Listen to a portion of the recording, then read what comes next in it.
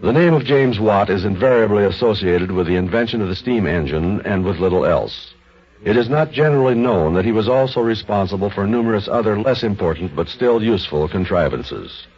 Nor do many realize that one of his major discoveries belongs, because of its curious origin, in the chronicles of the strange and the incredible. Within a few years after it was first conceived, James Watt's steam engine was a commercial success. And in the year 1783, its inventor was enjoying both the income and the prestige to which his great scientific contribution entitled him. It came, therefore, as something of a surprise to Dr. McGregor, the pastor of the local church, when Watt appeared at his door early one summer morning, clad in a workman's overalls. I'd like to climb the church steeple. The church steeple? What for, Mr. Watt? It's an experiment I want to try. A crazy idea I got in my brain, and I cannot get it out. And I came by it in a crazy way. What way was that? I cannot tell you now for fear you'd laugh. But if you let me climb, Doctor, and if the experiment works, why then I'll tell you the queerest story you ever heard. A few moments later, the inventor appeared carrying a large kettle in his hand. Perched precariously at the very top of the steeple, he raised the kettle and, with a sudden gesture, overturned it.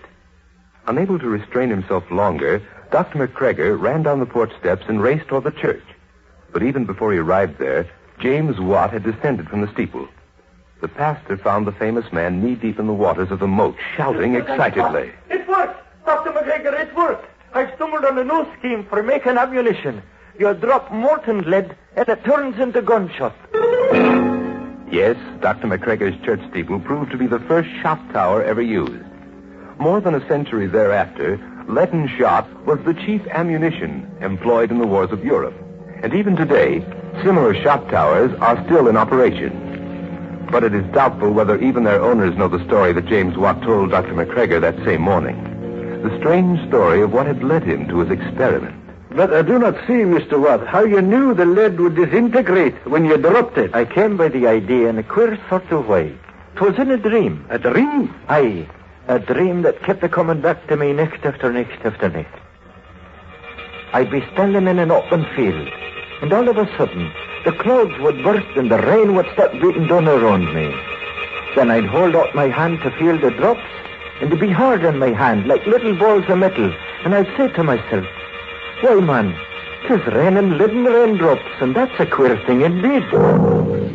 And then I'd wake, and the remembering of those drops wouldn't let me sleep again. And so at last I said to myself, could it be that fallen lead disintegrates, as you call it, and forms the shape of gunshot? And so I decided to find out, and I did, and that's all there is to it. 'Tis a strange thing, I know. How would you explain it? But neither the man of God nor any other man since has been able to explain James Watt's strange dream. Had he unconsciously grasped the principle of his remarkable discovery and then projected it in the form of the ring symbol? Or was the dream what he himself intimated it was? A miracle incredible but true.